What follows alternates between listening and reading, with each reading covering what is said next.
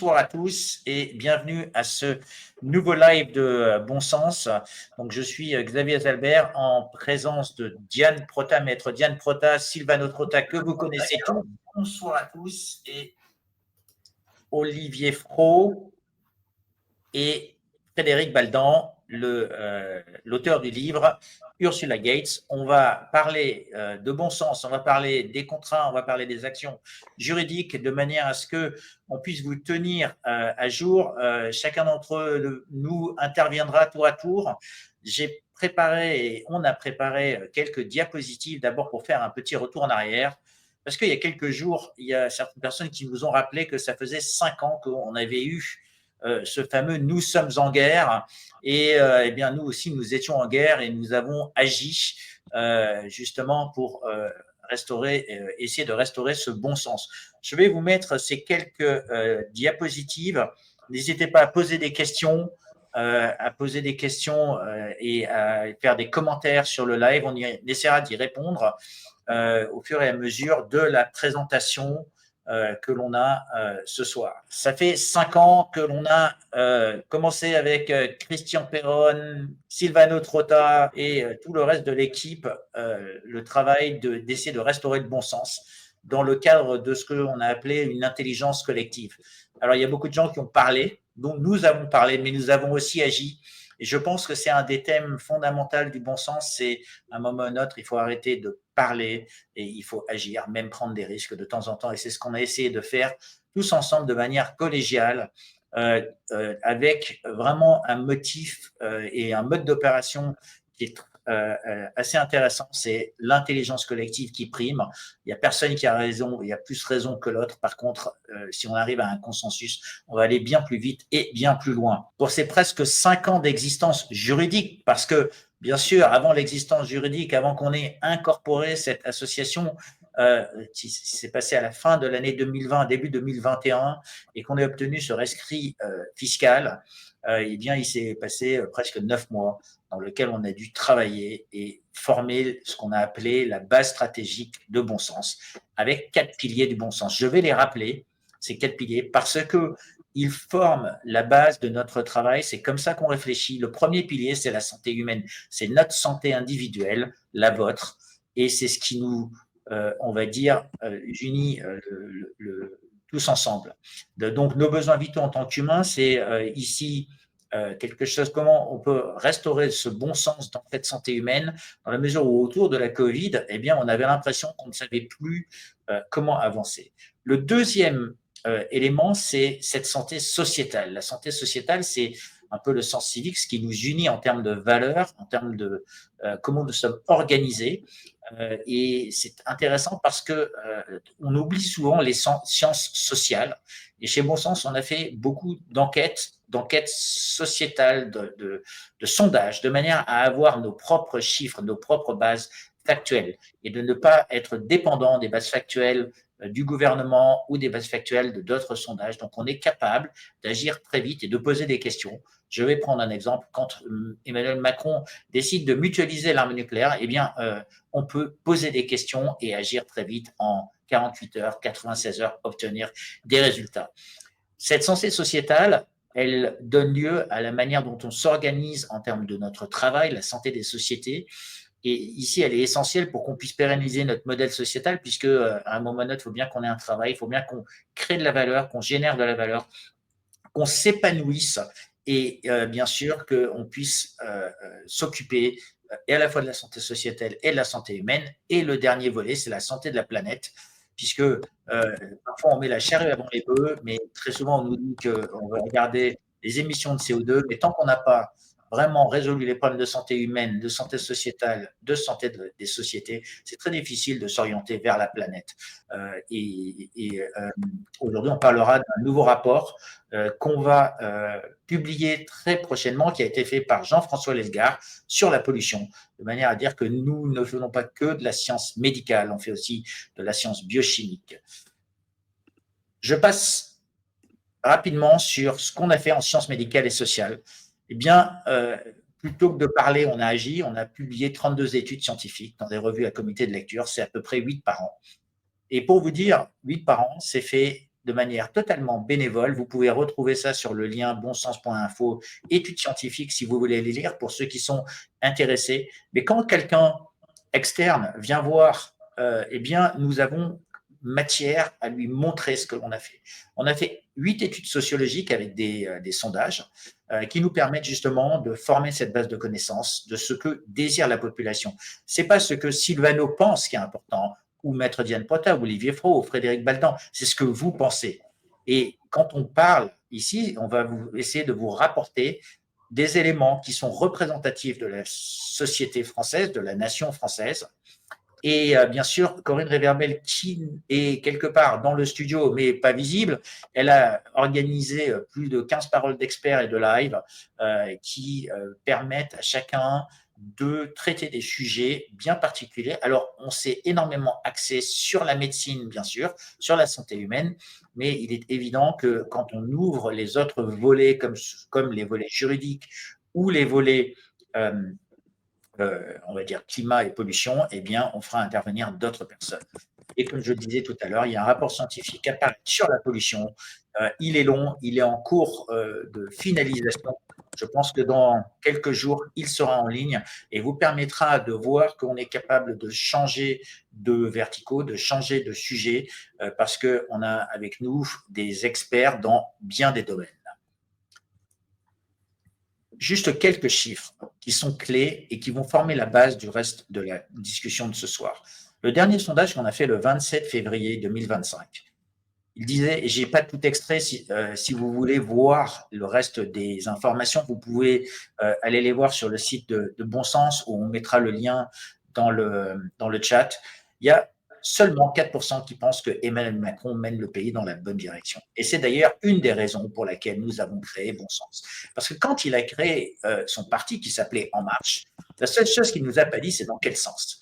Et je pense que ce qui nous a tous unis et fédérés, c'est d'essayer de restaurer ce bon sens, de retrouver une bonne direction avec la boussole qui est au centre du logo de Bon Sens.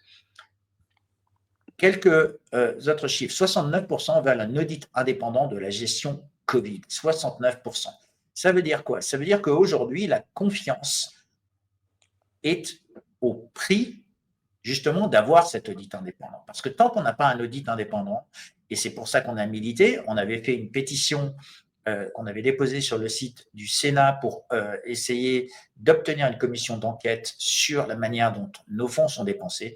Mais cet audit indépendant, il est dans plein de pays et à un moment ou à un autre, les Français vont devoir avoir cela. Pourquoi on a besoin d'avoir cet audit indépendant? C'est parce que ça va permettre à chacun d'avoir une base factuelle qui va être non dépendante des pouvoirs publics, non dépendante des parlementaires. Et une des raisons pour lesquelles on a besoin d'avoir ça, c'est parce qu'il y a 69% des Français qui nous disent qu'il n'y a aucune personne qui incarne un avenir positif et qu'il y a aussi 64% qui pensent que les régulateurs et les parlementaires qui n'ont pas agi, qui n'ont pas demandé à avoir les contrats des vaccins, ne peuvent pas dire qu'ils ont agi dans l'intérêt général. Et donc, ça, c'est une des raisons pour lesquelles cet audit indépendant doit déterminer les raisons pour lesquelles les régulateurs, les parlementaires n'ont pas fait ce travail qu'ils auraient dû faire. Et ce travail qui a été fait par Frédéric Baldan, par Diane Prota, par Olivier, par tous les gens qui se sont battus. Et un chiffre qui est intéressant, c'est qu'il y a 79% qui trouvent anormal que ce soit des citoyens qui aient dû se battre pour obtenir ces contrats. Et on en parlera, ce sont des chiffres qui sont très important. Et bien sûr, comme la loi sur le ZFE et le climat, on en parle énormément aujourd'hui, eh bien, elles sont rejetées par une majorité de Français. Ça veut dire que quand on nous dit que les Français aujourd'hui sont des veaux ou ne réfléchissent pas, eh bien, je peux vous dire que la loi sur les ZFE, quand on a fait le sondage au mois de janvier, 15 jours après est-ce qu'elle était mise en place, eh bien, il y avait plus de 60% des gens qui disaient qu'il fallait la relever. Donc, ça veut dire que les Français, ils sont bien plus alertes, ils sont bien mieux informés que ne veut nous laisser penser le gouvernement. Et je pense que voilà un petit peu à quoi nous servent ces enquêtes. C'est sur un échantillon représentatif des Français. On a fait aussi des actions d'intérêt général. Le travail de restaurer le bon sens n'est pas forcément que de s'occuper de la santé avec des médicaments, mais la défense de la paix, c'est avant tout notre santé humaine, c'est notre santé sociétale. Et donc, on a saisi l'Agence internationale du nucléaire pour donner suite à la déclaration de Emmanuel Macron de mutualiser l'arme nucléaire. On considère que c'est anormal, c'est dangereux et c'est probablement un viol du traité de non-prolifération des armes nucléaires. Diane Protin en parlera probablement un peu plus lorsqu'elle parle des actions juridiques.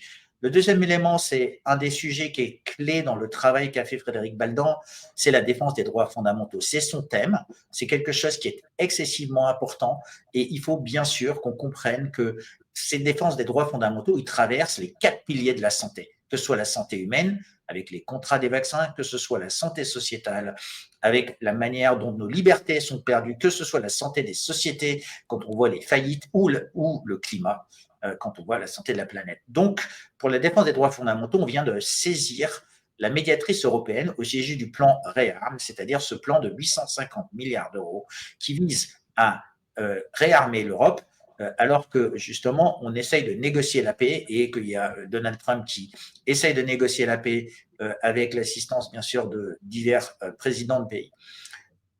Une des autres actions que nous avons effectuées, c'est une liaison avec de nombreuses associations aux USA, en Belgique, en Italie, en Roumanie, au Brésil.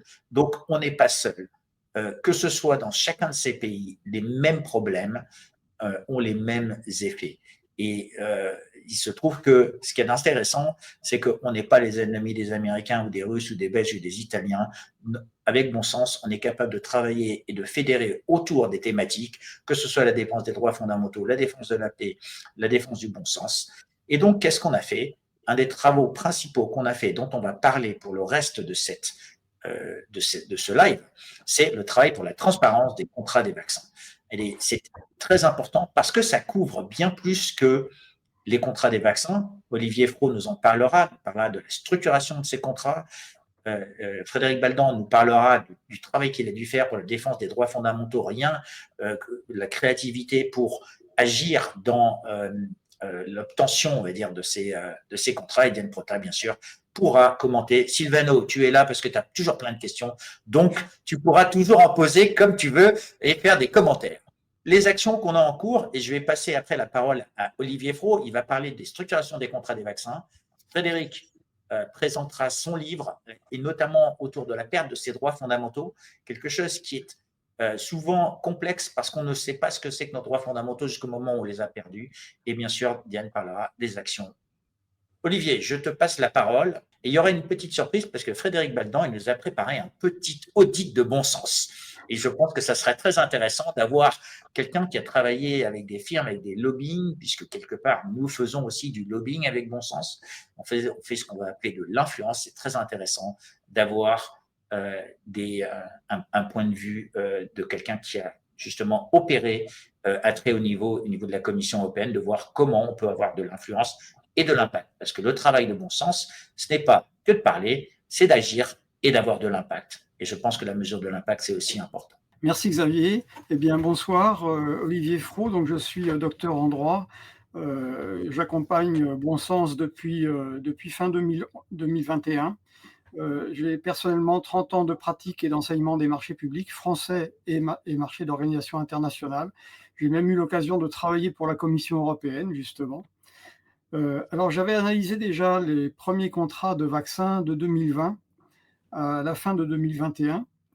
Et puis, ces dernières années, j'ai eu l'occasion d'accompagner Maître Protat. Alors, j'ai réalisé une analyse comparée détaillée des 5 contrats qui ont été passés avec le groupement Pfizer-BioNTech.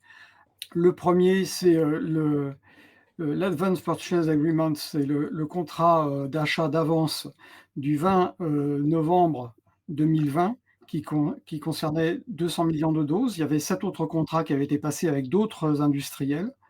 Et puis les 2 Purchase Agreements qui ont été passés ensuite exclusivement avec Pfizer-BioNTech le 17 février 2021 et le 20 mai 2021.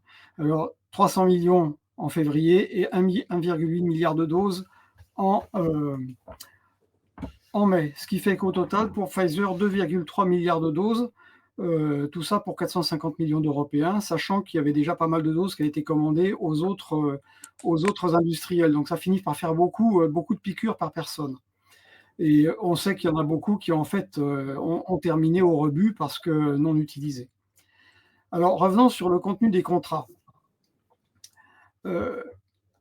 Les conclusions que l'on peut ressortir de l'analyse comparative, et en particulier les 3 contrats Pfizer-BioNTech, tout d'abord, je préciserai que la santé n'est pas une compétence de l'Union européenne au regard des traités, et que pour passer ces contrats, la Commission a obtenu un mandat écrit des États membres le 20 juin 2020 qui concernait les achats d'avance.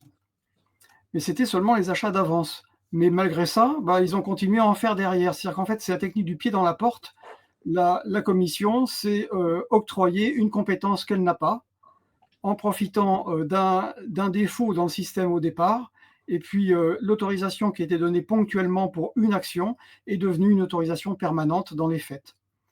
Alors, en plus, depuis, la Commission a créé une structure qui s'appelle HERA, H-E-R-A, qui est une structure permanente qui est censée répondre aux urgences de santé publique, sachant que ce n'est toujours pas une compétence en regard des traités, mais c'est fait, c'est là, et c'est un appendice de la Commission qui existe, qui est financé, qui a un budget. Alors, les marchés en question, ce sont des marchés qui ont été négociés de gré à gré. Et alors, les marchés négociés de gré à gré, c'est quand même une exception dans les règles de la commande publique, qu'elles soient au niveau de l'Europe ou au niveau des États. Normalement, la règle, c'est publicité et mise en concurrence. Là, c'était du gré à gré. Et le gré à gré, on peut l'utiliser selon des conditions particulières. Alors, les conditions qui ont été retenues pour passer ces contrats, c'était l'urgence impérieuse. Alors en 2020, ça se comprend. En 2021, ça devient un peu plus contestable. Et en 2021, ils ont mis l'urgence impérieuse et aussi le fait que c'était un procédé spécifique qui n'était fait que par un seul prestataire. Alors ça, c'est contraire à toutes les jurisprudences, parce que dès lors que l'on peut atteindre un résultat équivalent avec un procédé technique différent, on n'a pas le droit d'avoir recours à un seul prestataire déterminé. Mais tout va bien, ça n'a gêné personne, ça n'a pas gêné les juges. Alors sur ces contrats, qu'est-ce que c'est? Ce sont des contrats cadres. Alors qu'est-ce que c'est qu'un contrat cadre? La définition qui est dans le règlement européen qui prescrit les marchés de la Commission, la définition est assez alambiquée. En fait, ils disent, je vous cite juste un extrait, c'est un contrat qui établit les conditions rédigeant les marchés spécifiques qui en découlent. C'est-à-dire que c'est un cadre général qui est donné avec un certain nombre de clauses contractuelles, et puis ce contrat va s'exécuter par des sous-contrats qui vont préciser les quantités. Alors dans le cas présent, on avait une annexe du contrat 4 qui s'appelait le Vaccine Order Form, le formulaire de commande de vaccin, qui se présentait comme un petit contrat de quelques pages avec un certain nombre de clauses spécifiques dedans, qui étaient imposées, c'est-à-dire que les États membres, chacun va émettre des Vaccine Order Form pour commander effectivement des doses de vaccin, mais l'État membre n'a aucune latitude pour modifier ce contrat, ni même pour les quantités, puisque les quantités étaient imposées au départ par la Commission, par État membre. On n'a pas réussi à savoir la répartition des quantités par État membre. Ça, c'est resté secret. On n'a pas réussi à avoir cette information. Donc, chaque État membre envoie ce Vaccine Order Form avec les clauses spécifiques et va recevoir les doses et les payer. Alors, il faut savoir que le PA2, le Purchase Agreement numéro 2, celui du mois de mai, c'est celui qui a fait l'objet d'une négociation directe par Madame von der Leyen, qui a échangé des SMS avec le patron de Pfizer, Bourla, sachant que pour ces contrats, l'agrément des États membres qui donnait compétence à la Commission européenne précisait qu'il y avait un comité de pilotage, qu'il y avait des équipes de négociation, qui précisait qui était dans les équipes de négociation, et nulle part il a été marqué que la présidente de la Commission avait la moindre responsabilité dans ce domaine. Elle n'avait pas à intervenir dedans en vertu de ce mandat spécifique. Et si on regarde dans les traités, dans ses fonctions, eh bien, dans ses fonctions, elle n'a aucune compétence en matière de passation de marché public. Donc là, elle était totalement en dehors de ses fonctions, comme à son habitude. C'est sa marque de fabrique depuis qu'elle est en poste à la Commission européenne. Sa marque de fabrique, c'est de s'abstenir de respecter les contrats, alors que sa fonction première, c'est d'être la gardienne des traités. Voilà, les contrats de Pfizer, les points qu'il faut souligner, c'est que manifestement, ce que j'ai constaté, alors ce sont des contrats qui sont complexes, qui sont rédigés de façon très, très alambiquée, ils sont en anglais bien sûr, hein. La rédaction n'est pas d'une grande clarté, l'articulation n'est pas d'une grande clarté non plus. Mais ce que j'ai constaté, c'est de grandes similitudes dans la rédaction des 5 contrats que j'ai pu analyser, et parfois au mot à mot, des articles que l'on retrouve au mot à mot identiques dans les 5 contrats. Donc j'en ai déduit, moi, de par mon expérience des marchés publics, que contrairement à ce qui se passe d'habitude, ce ne sont pas les acheteurs publics qui ont rédigé les marchés, c'est les fournisseurs qui ont rédigé les marchés.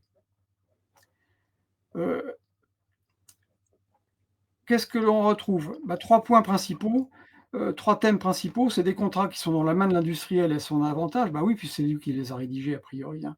Le produit n'est pas bien identifié et les conditions financières et juridiques sont exceptionnelles et sont vraiment au profit de l'industriel. Alors venons en détail sur chacun des points. Tout d'abord, les contrats dans la main de l'industriel et son avantage. Il n'y a pas de risque économique. C'est-à-dire que dans un contrat cadre, en droit français, on appelle ça des accords cadres. Les accords cadres, en général, enfin toujours, moi j'ai toujours vu, avant on appelait ça marché à bon de commande ou autre, les quantités sont variables. C'est-à-dire qu'on peut donner une fourchette d'un minimum et un maximum dans lequel le fournisseur va évaluer ce qui va lui arriver, mais dans la pratique, c'est les commandes qui sont déterminées par l'acheteur qui va déterminer les quantités dont il a besoin. Ce qui veut dire que dans un cas comme ça, le cas classique d'un contrat cadre ou accord cadre, il y a un risque économique réel pour le fournisseur parce que s'il espère avoir le maximum et qu'il n'a que le minimum, c'est moche, quoi, hein. Et il ne peut pas savoir à l'avance combien seront commandés. Donc, c'est une incertitude qui est importante. Eh bien, dans ce cas-là, il n'y a pas de risque économique pour le fournisseur parce que, au contraire des pratiques habituelles des contrats cadres, les quantités étaient fixes et garanties. Et tellement garanties qu'il est écrit contractuellement que si l'État membre n'envoie pas les vaccine order form à hauteur des quantités qui ont été imposées, il devra payer quand même les quantités non commandées, non livrées, qui seront dues dans tous les cas aux fournisseurs. Alors, des choses comme ça, j'ai jamais vu ça, c'est assez extraordinaire. Alors, pas de risque juridique. Alors là, on monte encore d'un cran, hein, si vous êtes assis. La responsabilité est transférée intégralement aux États membres. C'est-à-dire que c'est une originalité juridique, puisque le contrat, du fait de certaines clauses, comme cette clause d'exonération de responsabilité, le contrat est élevé au sommet de la hiérarchie des normes, il dépasse la loi, puisque dans la loi française, il est interdit par le Code civil, c'est un article du Code civil, c'est le 1245, en particulier le 1245-14, qui dit qu'une clause exonératoire de responsabilité d'un fournisseur pour les produits qu'il vend est réputée non écrite. Et cette exonération en droit français, vous allez rire, c'est une transposition d'une directive européenne. C'est-à-dire qu'en signant ce contrat, la Commission européenne contrevient à ces règles mêmes, aux règles qu'elle a édictées dans tous les États membres. Il faut quand même le faire. Donc, et dernier point, alors le risque juridique, donc la responsabilité des effets secondaires, elle est dévolue aux États. Et si par extraordinaire, des gens voulaient quand même attaquer Pfizer, eh bien, c'est l'État membre qui devra payer les avocats de Pfizer. Donc, la vie est belle, hein. Il ne faut pas s'en priver. Alors, les droits de propriété intellectuelle sont évidemment laissés intégralement à Pfizer. On aurait pu penser que, compte tenu du contexte général, de l'urgence, etc., le vaccin, c'est vraiment ce qu'il faut, il n'y a rien que ça qui est valable. On aurait pu imaginer, d'autant plus que les prix n'ont pas été négociés du tout, on aurait pu imaginer que les droits aient tombé dans le domaine public directement. Non, même pas, non, toute la propriété intellectuelle reste à l'industriel. Et c'est pour ça que l'action de Pfizer, elle a considérablement augmenté à ce moment-là. Du reste, son patron en a profité pour faire une vente d'actions. Alors, deuxième point, le produit mal identifié. Alors, produit mal identifié, alors là, une clause extraordinaire qui est dans les contrats sud-africains et le contrat brésilien, mais dans le contrat européen, c'est pas dans le corps du contrat cadre, c'est dans le vaccine order form. ce qui signifie que nos gouvernants savaient. Ils savaient tous, jusqu'au dernier fonctionnaire de Santé publique France, ils savaient ce qui était dedans. Dedans, il est écrit que l'acheteur reconnaît que l'efficacité du produit ainsi que les effets secondaires à moyen et long terme ne sont pas connus. Donc vous pourrez méditer sur les slogans du style tous vaccinés, tous protégés, ou je me protège, je protège les autres, etc. etc. Bah, tout ça, ça reposait sur rien. Et le gouvernement le savait. Donc ils ont menti. Alors, autre chose qui est intéressante, moi qui m'a choqué en tant que praticien des marchés publics, c'est qu'il n'y a pas de clause technique ou fonctionnelle. Enfin, il y a des choses vraiment très, très, très basiques, mais on ne sait pas vraiment ce qu'on achète, quoi, hein. Dans n'importe quel marché public, vous avez un cahier des clauses techniques particulières dans lequel il y a une description précise du produit que vous achetez ou bien une description fonctionnelle qui dit quels sont les résultats attendus et les moyens utilisés pour ce produit. Bah là, non, rien du tout. Donc, en fait, on ne sait pas ce qu'on achète. On est totalement dans la main de l'industriel. Donc, en fait, on fait référence à l'AMM, hein, donc voilà. Il n'y a pas de bonnes pratiques de fabrication qui sont clairement établies. Ils font référence à des bonnes pratiques de fabrication, mais pas de chance, hein. C'est un produit nouveau. Vaccin ARN messager, ça n'existait pas avant. Donc, il n'y a pas de bonnes pratiques officielles qui ont été éditées. Ce qui veut dire qu'ils peuvent dans le contrat dire qu'on se réfère aux bonnes pratiques, mais ces bonnes pratiques, bah, pas de chance, elles n'existent pas. Elles n'ont pas été écrites. Donc, ce qui veut dire que savoir faire des vérifications qualitatives des produits, c'est pas possible. Enfin, dernier point, des conditions financières et juridiques exceptionnelles au profit de l'industriel. Alors là aussi, j'ai encore un pan de ma vie d'acheteur public qui s'est effondré, parce que des marchés, moi j'en ai fait dans ma vie, hein. J'en ai contrôlé, j'en ai fait, j'en ai enseigné. Et bien là, le prix unitaire facturé, il varie du simple au double, selon la nationalité du contrat déjà. Alors les Brésiliens, les Sud-Africains, ils ont payé 10 $ la dose, et ben, en Europe, on les a payés beaucoup plus cher. Alors quand on nous a vendu que le fait de tout centraliser au niveau de la Commission européenne, on aurait un effet de seuil et on paierait moins cher, eh ben, perdu, on a payé beaucoup plus cher que les autres. Et en plus, plus on a passé de contrats, plus on a payé cher. Et par exemple, le dernier contrat, celui qui a 1,8 milliard de doses, celui qui a été négocié par Madame von der Leyen, la très compétente Madame von der Leyen, bah, c'est celui le plus cher à 19,50 € la dose. C'est extraordinaire. Et moi, dans ma vie d'acheteur public, eh bien, la pratique habituelle, c'est que le prix est dégressif selon les quantités. C'est toujours comme ça qu'on procède. Et c'est l'intérêt de ce type de contrat. Or là, bah non. Là, le prix, il augmente avec les quantités. Alors, on vous dira que dans le dernier contrat, ils s'engagent à faire évoluer leur formule en fonction des variants. Bon, bah oui, surtout quand on a vu que les variants, ils étaient de moins en moins dangereux, bon, bah c'est intéressant, quoi.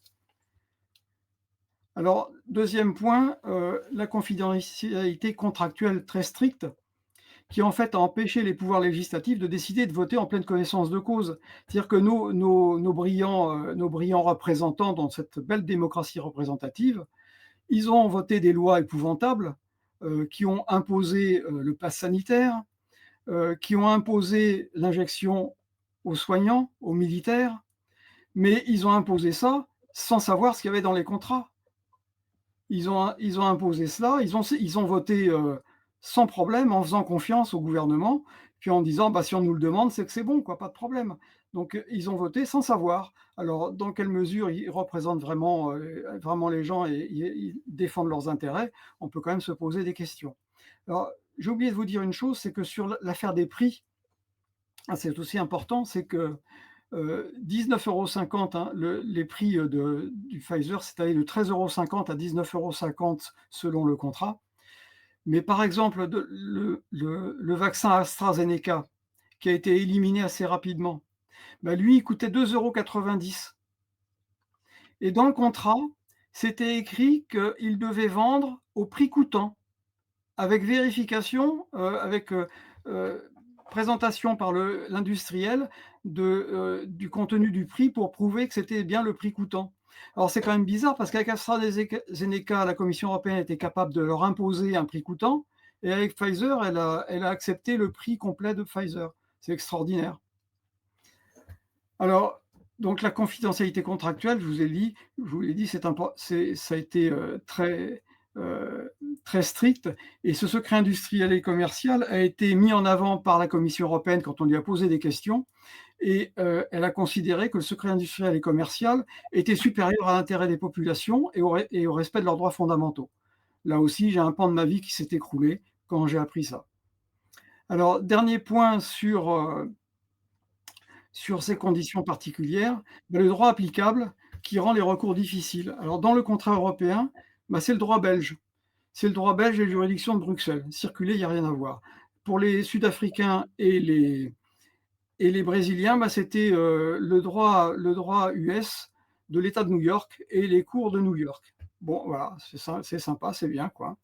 Alors là, le droit belge, ce qui veut dire que nous, les juridictions administratives françaises, se sont déclarées incompétentes. On est allé jusqu'au Conseil d'État. Donc circuler, il n'y a rien à voir, c'est marqué droit belge, donc c'est droit belge, allez vous faire voir, nous on ne veut pas le savoir.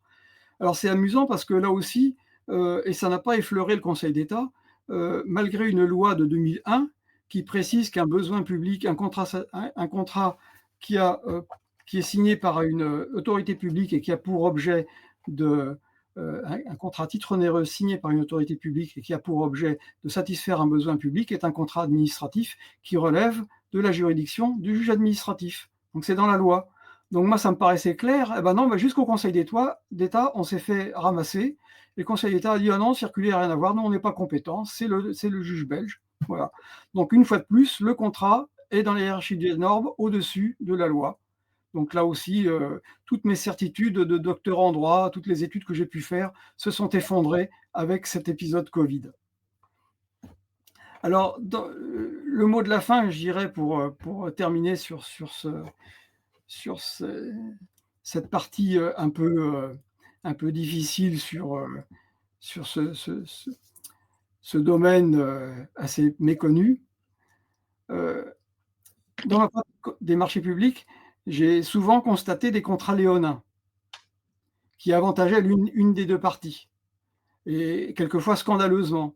Mais ce que j'ai constaté dans toute ma pratique, c'est que les contrats léonins étaient toujours au profit de l'administration. Et là, je suis tombé sur des contrats léonins qui étaient au profit du fournisseur contre l'administration. Alors ça, c'est extraordinaire. Donc, cherchez l'erreur. Alors, l'hypercentralisation des contrats à très fort montant, dans un environnement d'opacité et d'irresponsabilité, pour moi, c'est un véritable risque de corruption. Et là, pour moi, tous les voyants sont au rouge. Alors, il faut savoir qu'apparemment, le même procédé va être utilisé pour les achats d'armes, avec le beau projet qui a été présenté par toujours la belle Madame von der Leyen. Là aussi, pour un domaine qui est totalement hors compétence de la Commission selon les traités, mais les traités, apparemment, tout le monde s'en fout. Donc là, je pense qu'il y a un risque très, très élevé de commission, surtout que dans les marchés d'armement, ce type de marchés sont coutumiers de rétrocommission ou de choses comme ça qui sont un peu occultes et pas toujours très, très propres. Donc voilà, j'en ai terminé sur ma partie. Xavier, je te redonne la parole. Eh bien, merci Olivier pour ce travail. Donc, on voit que c'est plusieurs années de travail aussi qui revient en arrière sur toutes les actions qui ont été menées, que ce soit en France ou à l'étranger. Et maintenant, pour faire un peu le lien, je pense que je vais passer la parole à Frédéric qui va donc expliquer la manière dont lui a procédé, puisque en tant que lobbyiste, il voyait le lien avec toutes ces actions et tous ces problèmes. Et il en a même écrit un livre qui s'appelle Ursula Gates. Frédéric, on va te donner la parole. Je pense que plus personne n'a besoin de te présenter. Tu es un ancien lobbyiste du bon sens, on va dire. Aujourd'hui, presque lobbyiste des droits pour les droits fondamentaux. Et si jamais tu as écrit ce livre, c'est avant tout pour que les gens puissent comprendre comment les lobbies fonctionnent et quelle est cette compromission dont Olivier a parlé dans quelques lignes. Et puis, essaye de nous présenter ton livre, on te posera des questions et aussi essaye de nous dire ce que tu as fait comme diagnostic chez Bon Sens. Voilà, la parole est à toi. OK, bon, alors ce que vous savez peut-être pas nécessairement, c'est que dans ma ville natale, en fait, j'ai été confronté à des politiques qui avaient l'habitude de vendre des immeubles publics pour montant symbolique à des enfants de politiciens ou à des proches à eux. Donc ça m'a fait une pratique du droit administratif, qui est, assez intéressante. Ça m'a amené à côtoyer beaucoup de militants de la transparence administrative et donc en fait, on connaît très, très bien, tous les procédés d'application du droit à la transparence. Donc c'est même dur de trouver de l'expertise à ce niveau-là, aussi grande. On connaît les jurisprudences des CADA, ce genre de choses. Et donc en fait, confronté à des politiciens qui avaient des pratiques qui étaient, pour le moins douteuses, on s'est interrogé à l'époque et moi j'ai fini par lire la partie du code pénal qui traite des infractions imputables aux fonctionnaires. Pourquoi? Parce qu'on a déposé des plaintes contre ces politiciens qui vendaient les immeubles publics pour rien et j'ai appris la mécanique de ces droits fondamentaux. Ça veut dire que, en fait, pour pouvoir porter atteinte à un droit fondamental, surtout en Belgique, il faut que l'atteinte soit légitime, proportionnée, strictement nécessaire. Et donc si on n'est pas dans ces conditions-là, on est dans une atteinte des droits fondamentaux qui est arbitraire. Et l'arbitraire en Belgique, donc le fait que les fonctionnaires se donnent le droit eux-mêmes de détruire vos droits, et ben, ça fait l'objet d'une prévention pénale que j'ai pu identifier dans cette expérience passée avec ma ville natale. Et donc en fait, un jour, après avoir rencontré Diane à Strasbourg dans une conférence de pilote, je vais au Parlement européen et je rencontre, Janine Small, en audition, enfin je la vois plutôt pour la première fois en audition parlementaire par la commission COVID et nous entendons en fait, hem Robert Ross lui posait la question sur le fait qu'ils aient étudié ou non leurs produits pour être antipandémiques. Moi, comme par exemple, comme lobbyiste, j'étais interdit de rentrer avec des problèmes de QR code et donc en fait, je me suis posé la question de: «Est-ce que ce qu'on a appelé en France le pass sanitaire ou en Belgique le CST était légitime, proportionné, strictement nécessaire? Ou est-ce que c'était une mesure arbitraire de contrainte sociale?» Et en fait, la réponse, elle est venue de Janine Small. Donc Janice Small a avoué que le produit développé par Pfizer, contrairement à ce qu'ont prétendu les autorités publiques, n'a jamais été antipandémique. Donc vu qu'il n'était pas antipandémique, il ne pouvait pas justifier l'existence de ce système de QR code qui correspond quelque part à l'idée qu'on se fait d'un crédit social chinois. Et donc c'était la première fois qu'on mettait en place un dispositif digital, une DPI, comme appelle ça la terminologie de l'ONU, qui vise à contrôler, socialement la population et la conformer à une décision qui vient d'une autorité publique, par la contrainte sociale. Et donc, hem, quand je me suis rendu compte de ça, ben, on a fini par, comprendre que ce que faisaient les politiciens durant la crise, c'était en fait des atteintes arbitraires aux droits et libertés garantis par la Constitution. Donc c'est quelque chose qui existe en droit belge, et qui n'existe pas vraiment en droit français. C'est un peu une particularité de chez nous. On a un super droit, c'est juste qu'en général on l'applique pas. Donc c'est ça qui est assez marrant. Et donc je vous passe, toutes les péripéties des plaintes que vous pouvez retrouver dans les différentes interviews qu'on a données. Mais pourquoi j'ai écrit un livre? C'est parce qu'en fait, je me suis rendu compte que comment dire? Le commun des mortels, pour agir, a un énorme problème qui est, il ne connaît pas cet environnement. Il connaît pas sa mécanique. J'étais un peu embêté par toutes les propos qui parfois étaient pas vides de sens, mais qui étaient basés sur le: «Ils font ceci, ils font cela» et donc j'aimais pas tellement tout ce qui était indéterminé. Donc, j'ai voulu lui expliquer quand on parle de «ils» dans les institutions, dans les grandes fondations ou dans les organisations multilatérales, ce que ça représente. Et donc en fait, j'ai voulu expliquer à tout le monde, comment fonctionne, cette Commission européenne, comment elle interagit avec des lobbies, quels sont en fait les procédés de compromission qui sont utilisés par, ces lobbies pour, comment dire? S'attirer les bonnes grâces des commissaires par exemple ou de parlementaires. Et donc c'était vraiment quelque chose qui était important. Pourquoi? Parce que privés de cette connaissance concrète, la plupart des gens sont privés de moyens d'action. Parce que la première chose à faire, c'est d'identifier le monde dans lequel on vit. Donc c'est un peu une question de réorientation. Donc en fait, on a des individus qui sont perdus dans un monde qui part à la dérive. Comment on fait? On essaie déjà de regarder autour de nous et comment ils fonctionnent. Voilà, avoir des repères, des points fixes pour pouvoir identifier le problème. Alors on a une chance terrible avec Ursula von der Leyen, c'est que en matière de grossièreté pour la violation des traités et des différents textes, elle est quand même pas mal.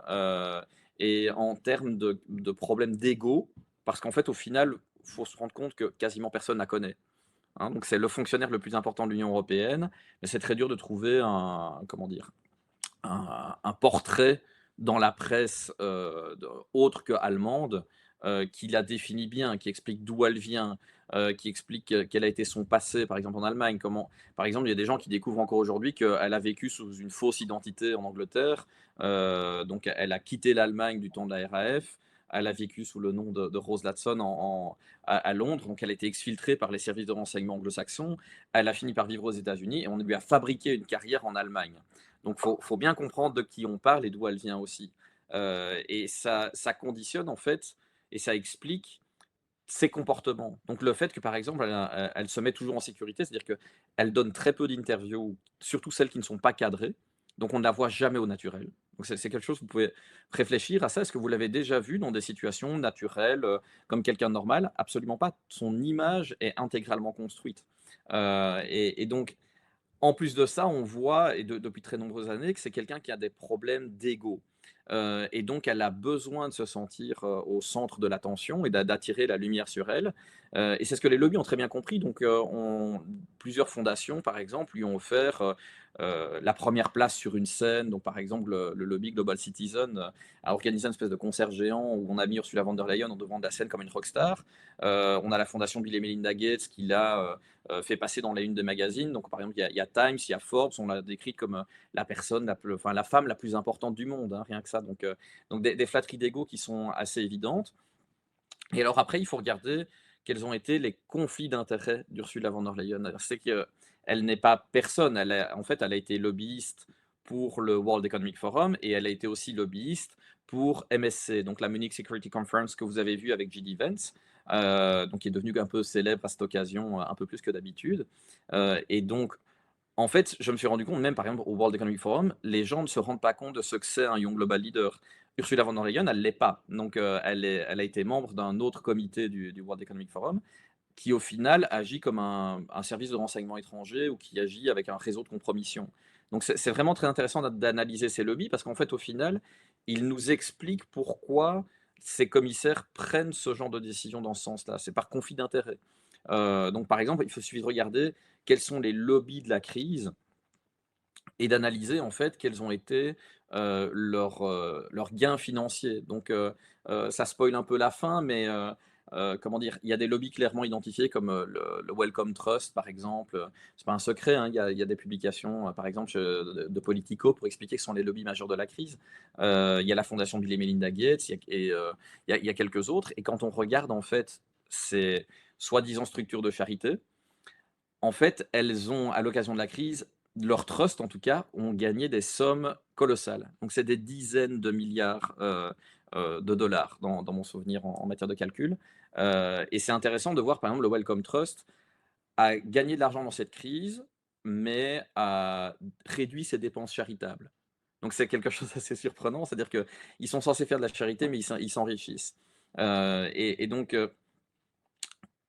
en dehors de ce que j'ai expliqué de cette, procédure pénale qu'on a menée avec Diane et qu'on a peut-être suffisamment, évoqué, il y a tout un autre aspect, dans ce livre qui est par exemple, tout à l'heure Olivier a parlé de l'agence HERA, donc HERA, et ben, en fait, il faut en comprendre l'origine de cette agence.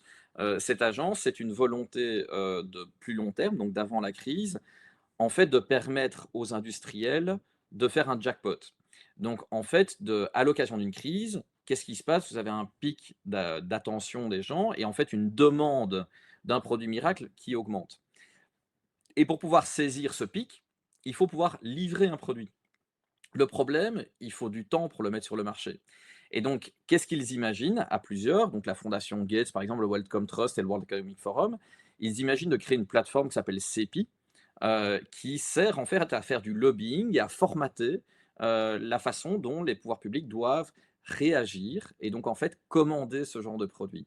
Et donc ils ont clairement identifié 2 choses, c'est un, produire des vaccins fabriqués en 100 jours et les mettre sur le marché rapidement et faire sauter les obstacles réglementaires. Et en fait, c'est à ça qu'a servi aujourd'hui HERA, c'est faire, en fait échapper à tout contrôle la commande. Vous l'avez vu récemment avec la commande à Moderna de 146 millions de doses hors crise, c'est complètement délirant en matière d'achat public.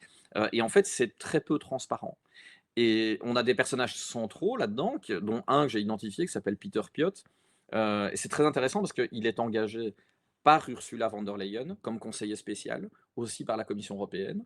Mais il a une particularité, c'est que non seulement il est lobbyiste en fait pour CEPI, donc c'est déjà un problème majeur de conflit d'intérêts. Il a toute une série de lobbies en commun, mais aussi on remarque que pendant sa mission à la Commission européenne, il est financé en termes de recherche par la fondation Bill et Melinda Gates. Et donc c'est un conflit d'intérêts majeur, c'est-à-dire que cette personne-là n'aurait jamais dû être expert indépendant de la commission. Et donc j'ai pu en pointer toute une série comme ça d'experts présentés par les médias en tant que tels, qui en fait s'avèrent être des lobbyistes. Il y a des médecins qui sont des lobbyistes, hein, c'est pas parce qu'ils ont fait une formation de médecine qu'ils ne le sont pas. Donc la question, c'est quels intérêts ils défendent. Et d'ailleurs, on voit toute la peine aujourd'hui que tout le monde rencontre à essayer d'identifier les membres du comité de négociation et le membre de comité d'experts qui ont évalué le produit pour le compte des États membres au sein de la Commission européenne. Parce qu'en fait, à mon avis, on va y découvrir des conflits d'intérêts qui sont vraiment majeurs.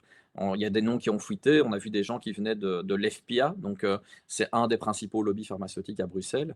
Et donc, c'est très compliqué pour les gens normaux qui n'ont jamais vécu dans ces institutions de comprendre ce que sont les lobbies, les règles de transparence, de voir quelles sont les pratiques, comment les lobbies en fait prennent le contrôle de la prise de décision publique, formatent l'opinion.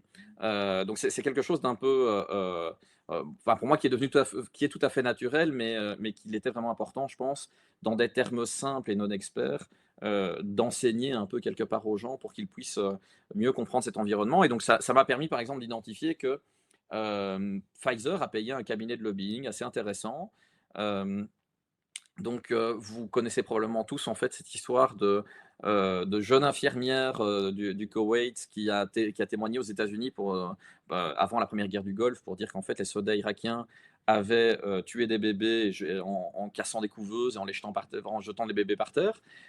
Et en fait, on s'est rendu compte avec le temps que ce témoignage est un faux témoignage. Qu'en fait, la demoiselle en question, elle est la fille de l'ambassadeur du Koweït à Washington et qu'elle a été formée pour mentir à la population et aux autorités américaines. Pourquoi? Parce que en fait, on essayait de manipuler l'opinion par les émotions pour justifier l'entrée en guerre. Et en fait, cette fille a été, donc la fille d'ambassadeur du Koweït à Washington, a été formée par un cabinet de lobbying qui s'appelle Hillel Knowlton. Et c'est intéressant parce que dans notre cas, par exemple, moi, je me suis beaucoup amusé de ça en Belgique. Il y a un média mainstream qui s'appelle Le Soir. Le Soir, en fait, a relayé des contenus chez Pfizer, dans une ville belge qui s'appelle Puurs, avec Ursula von der Leyen, aux côtés d'Albert Bourla de BioNTech et d'un politicien belge, avec un slogan derrière eux, c'est très intéressant, qui est en fait le slogan Science will win. Pourquoi? Parce qu'en fait, une stratégie des lobbies a été de faire de la science, et ça a été remarqué par pas mal de scientifiques en France, une religion. Donc en fait, on n'est plus sur des faits objectifs, sur véritablement des démonstrations rationnelles, on est sur le phénomène religieux. En fait, soit on est croyant hein, dans ce qu'ils ont appelé le consensus scientifique, soit on est excommunié parce que non croyant. Et si on est croyant, en fait, on n'a pas le droit de remettre en cause la croyance. Donc ça a été une stratégie relativement efficace, et j'ai été étonné de voir que ces médias, en fait, alors quelque part, ils ont une excuse et qui n'en est pas une, c'est ils n'ont pas correctement vérifié les informations qu'ils diffusaient. Alors on peut comprendre sur le moment même, hein, c'est difficile, vous essayez de couvrir un événement en live, Ursula von der Leyen qui est dans les locaux de Pfizer, et donc il faut bien couvrir l'actualité, mais personne ne revient dessus. Même encore aujourd'hui, quand ils parlent de leur traitement de la crise, ils ne reviennent pas sur ces informations. Or, c'est facile d'identifier en cherchant que euh, Science Will Win, c'est une campagne pour laquelle Pfizer a payé Hillel Knowlton. Et ce qui est très intéressant, et ce qui vient à peu près à des charges des journalistes, hein, mais ils auraient dû faire leur travail comme j'ai pu le faire, c'est que le rendez-vous devrait normalement se retrouver déclaré dans le registre de transparence, parce que la présidente de la commission doit déclarer comme les commissaires ses rendez-vous, et elle était bien chez Pfizer, on a des photos, c'est très évident qu'elle y est. Étrangement, elle n'a pas déclaré. Normalement, Pfizer, en mandatant une entreprise comme Hillel Knowlton, devrait le déclarer. Hillel Knowlton, quand ils ont un client comme Pfizer, ils devraient le déclarer. Et en fait, on se rend compte que personne n'a rien déclaré. Donc c'est très intéressant. C'est-à-dire que des registres officiels qui sont normalement, à déclaration obligatoire, n'ont pas été complétés par ces personnes. Donc ça pose quand même un véritable problème, même démocratique. C'est-à-dire qu'on a aujourd'hui une présidente de la commission qui, décide de s'émanciper du cadre légal qui lui est fixé. Ça veut dire que, comme ça a été rappelé par Olivier tout à l'heure, Ursula von der Leyen, en fait, sa mission première en tant que présidente de la Commission, c'est de faire appliquer les traités européens.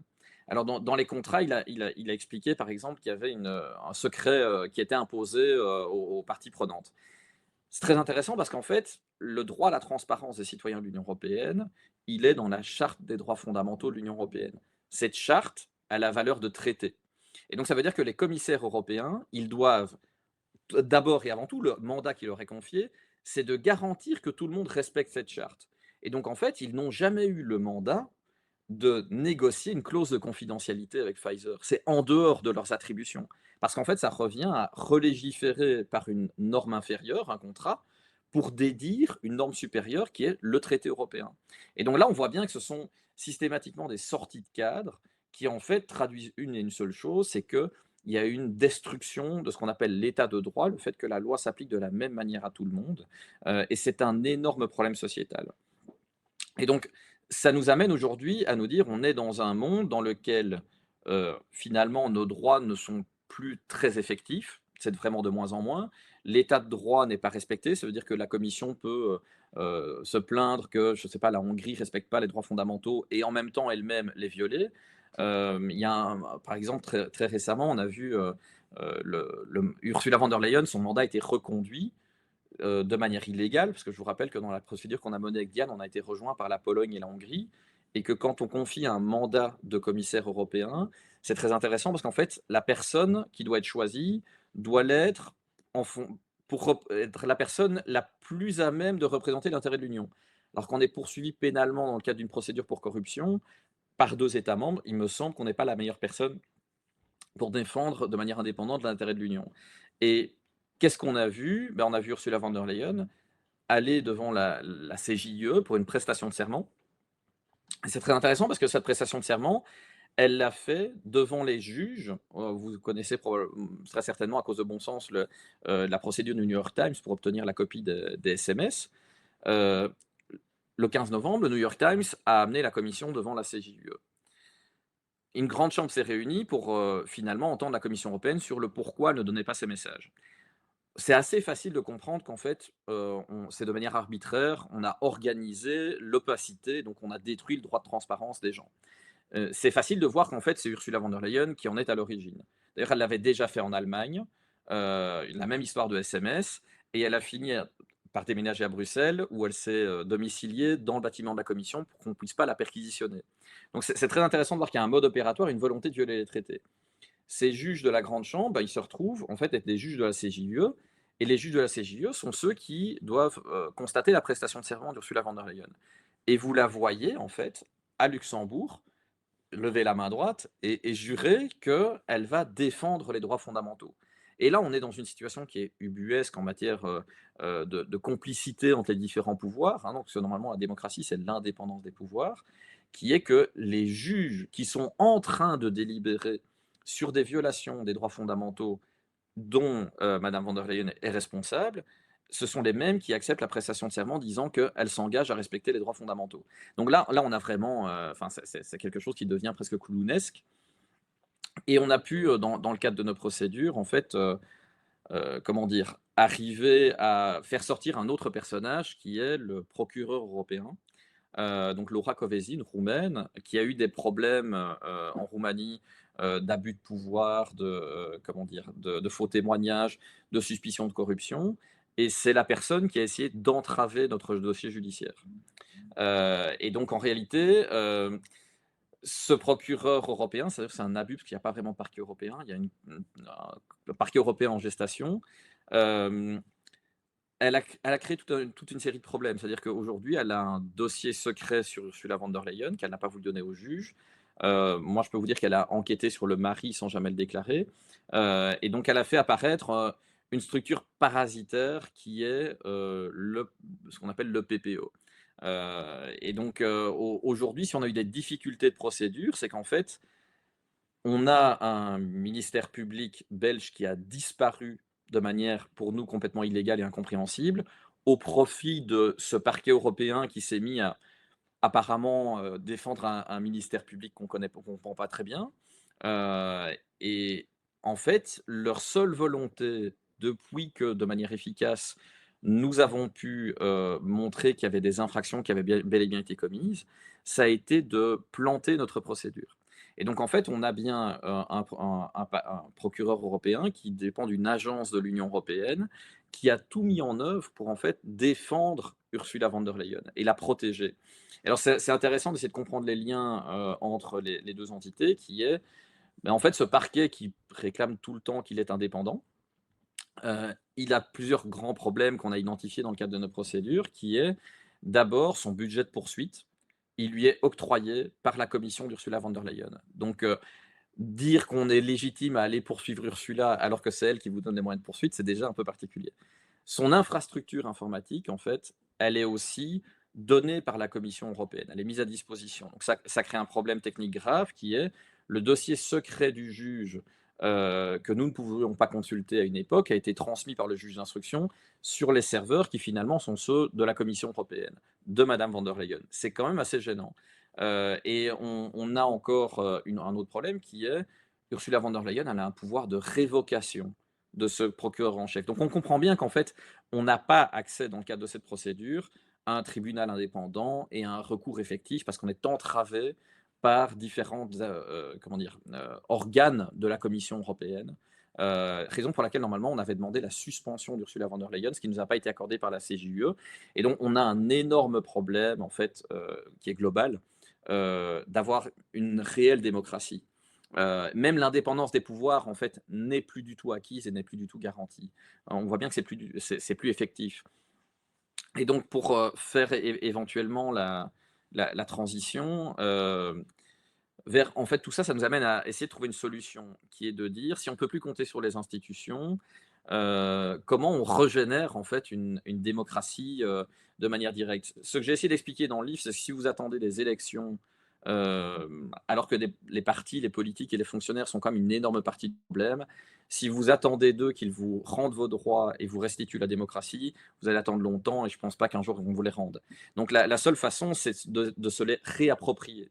Ça veut dire les exercer, les droits, et ça veut dire reconstruire en fait des contre-pouvoirs qui devraient exister mais qui sont en faillite aujourd'hui. Donc la presse, normalement, est un contre-pouvoir. La justice est censée être un contre-pouvoir. Et donc, il faut penser en termes de fonctionnalité. Il faut essayer de, comme bon sens le fait, en fait, de faire un collectif d'individus qui fait de l'intelligence collective, qui exprime une volonté collective, qui finalement se donne un pouvoir législatif en disant, par exemple, on ne veut pas d'opacité.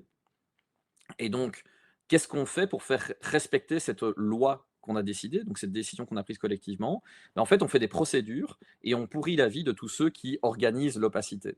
Et c'est une façon de la faire exister, cette règle. Par exemple, le gouvernement, quand il dit le viol est interdit, c'est par la répression qui fait respecter sa règle, exister sa règle. Et donc, en fait, on voit bien qu'il n'est pas nécessaire d'attendre d'avoir une échelle nationale pour refaire exister des règles saines et des droits fondamentaux. Ce qu'il faut, c'est se coaliser, mettre en commun des moyens et en fait mener des actions pour lesquelles il faut de l'information indépendante, donc comme un service de renseignement et que cette information circule, ça veut dire qu'on a besoin de médias indépendants. Il faut aussi parfois de l'expertise, ça veut dire des études scientifiques. Il faut comprendre en fait quelle est la volonté populaire et la volonté du collectif. Donc ça se fait au travers de sondages et d'enquêtes d'opinion.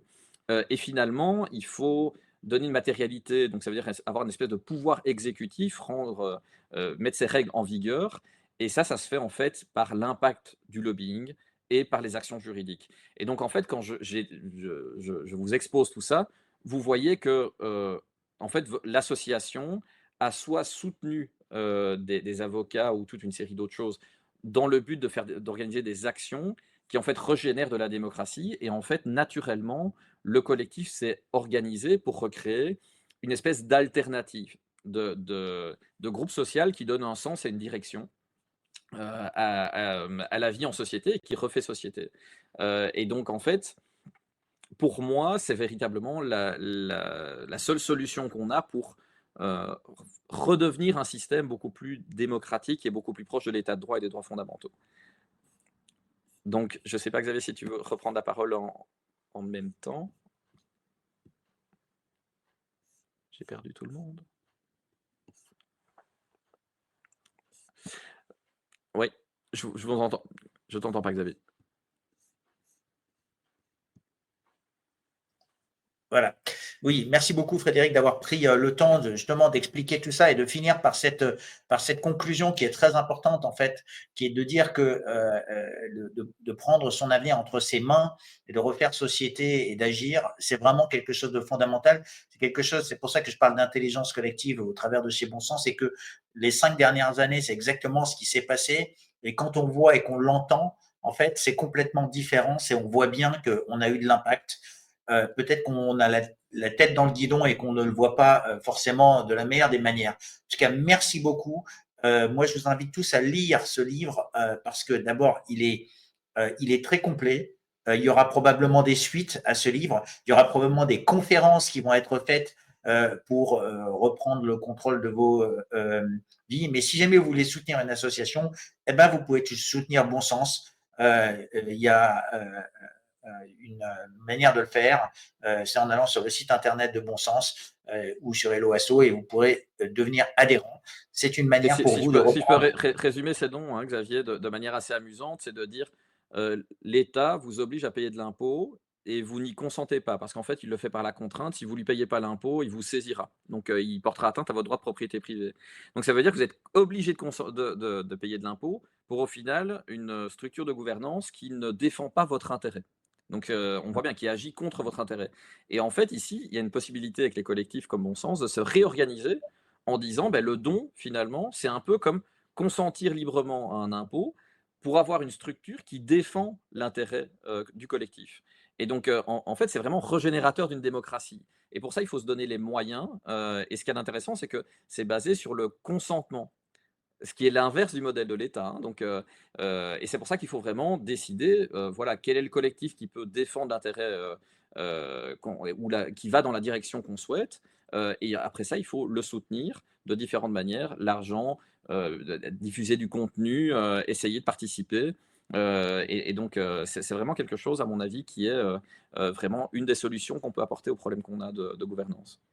Et Frédéric, avant de passer la parole à Diane et peut-être aux autres, juste une dernière question. Je sais que tu as passé un peu de temps à regarder de manière objective ce qu'avait fait Bon Sens. Et donc, j'aimerais que tu nous expliques ce que tu as vu par rapport à ce que tu vois quand tu avais des clients, ce que tu, on va dire, consultais. Alors, au-delà de simplement les clients, c'est que j'ai évolué dans l'environnement pendant des années, hein, donc moi, je fais peut-être un boulot qui est un peu spécifique, hein, donc en général, je dois essayer de soit de casser du monopole ou je fais toujours le petit contre le gros, donc c'est beaucoup plus marrant que de travailler pour une grande multinationale qui veut juste étouffer les secrets, donc ça, c'est beaucoup plus sport. Heu, ce qu'on ce qui, moi, me frappe, c'est en fait, vous êtes à peu près l'inverse d'un lobby traditionnel. C'est-à-dire qu'un lobby traditionnel va mettre 90 de son pardon, 90 de son effort, je vais essayer de faire comme si j'étais en France, sur l'apparence, voire encore un peu plus, et il va mettre le restant, donc moins de 10 sur le fond de ce qu'il fait. Ça veut dire qu'en fait, il ne s'attache pas à essayer d'avoir des adhérents, il fait comme s'il en avait. Il ne s'attache pas à porter un message de vérité, il l'invente. Donc, il ne s'attache pas à comprendre ce que la population veut, il les dicte et en fait, il en fait une propagande.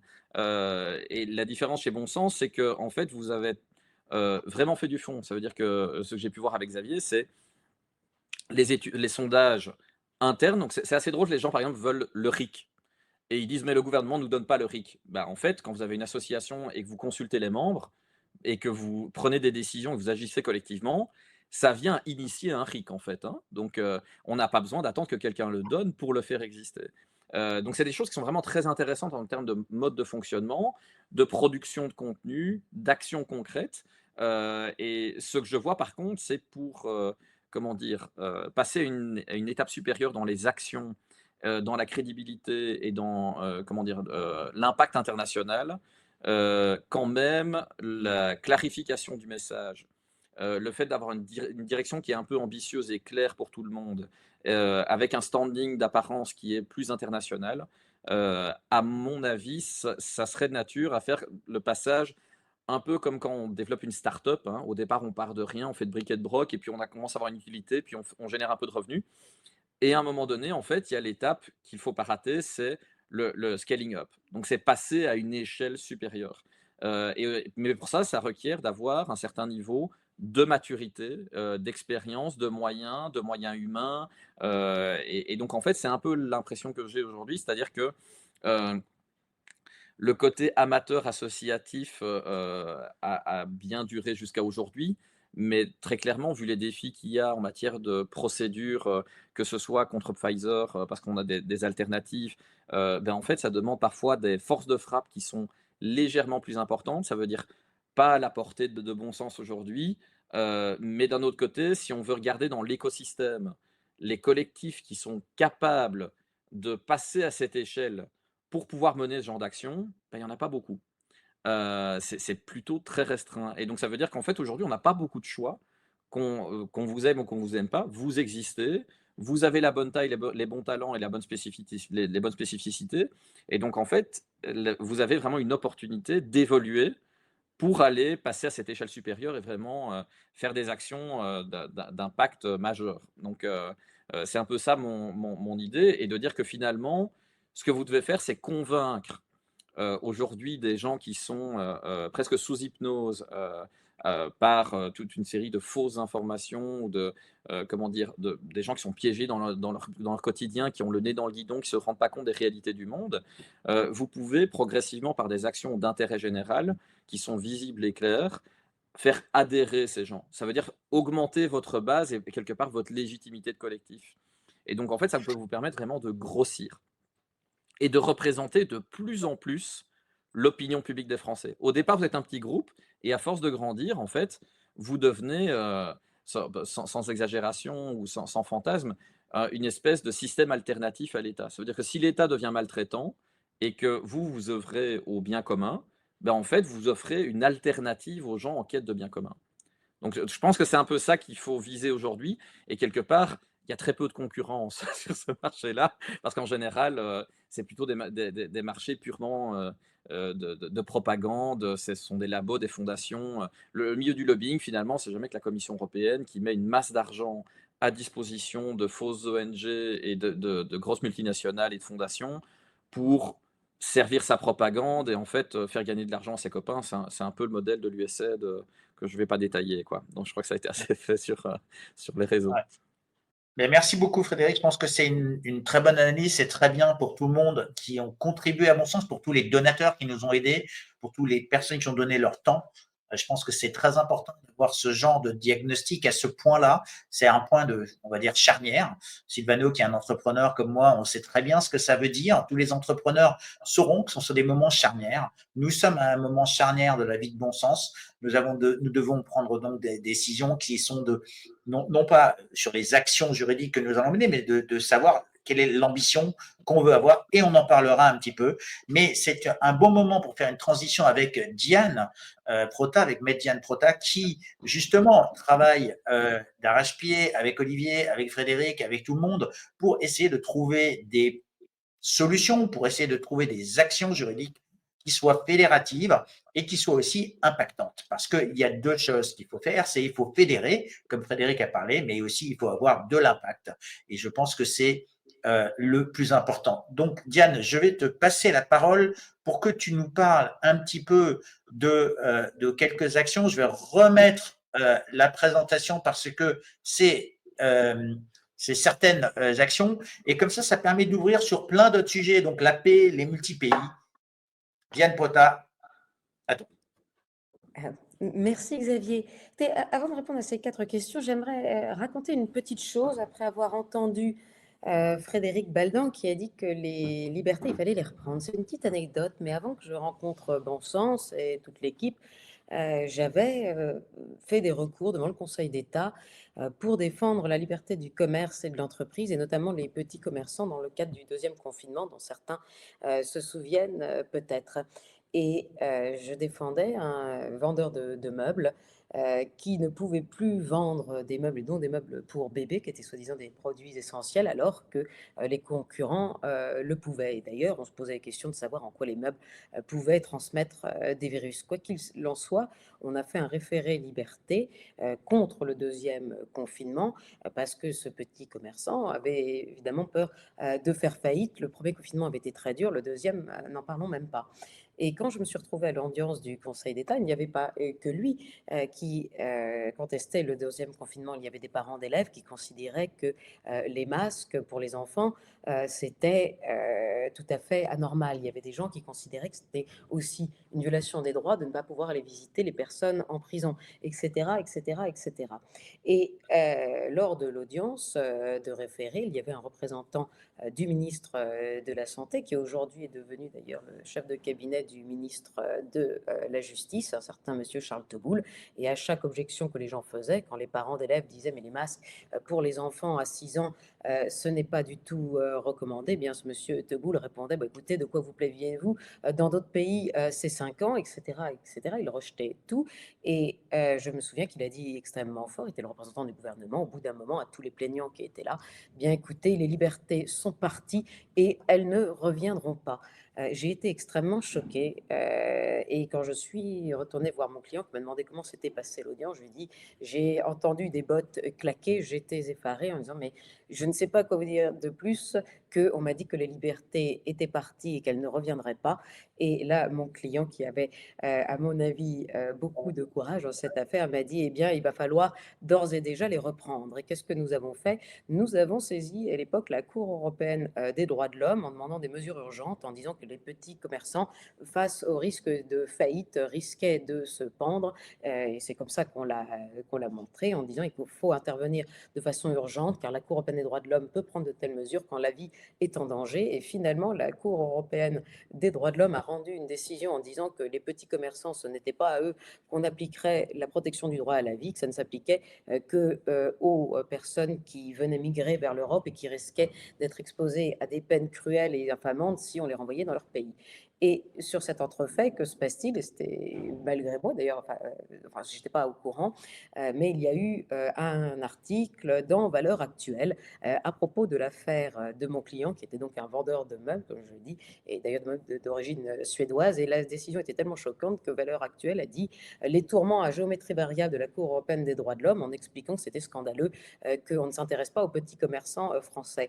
Et que s'est-il passé? Eh bien, les gens, en lisant cet article, se sont branchés sur le site de mon vendeur de meubles et lui ont commandé plein de meubles en disant qu'il fallait absolument le soutenir, qu'il fallait préserver la liberté. Et lors de finalement, mon client, ce mois de novembre, c'était en 2021, a fait le meilleur chiffre d'affaires presque de toute sa saison depuis longtemps. Il n'a pas fait faillite, il a pu continuer à vendre ses meubles, et tout ça, ça a été un bon sens partagé, un élan de générosité partagé qui a permis finalement de restaurer quelque part sa liberté à lui, d'entreprendre. C'est quelque chose qui m'a beaucoup touchée. Et dès le départ, en ayant entendu ça, quand je suis après retournée au Conseil d'État, et cette fois-ci pour défendre des associations comme Bon Sens, je savais à quoi on ferait face. Et donc, je suis parfaitement d'accord avec Frédéric, et d'ailleurs avec tous les gens de Bon Sens qui le pensent aussi.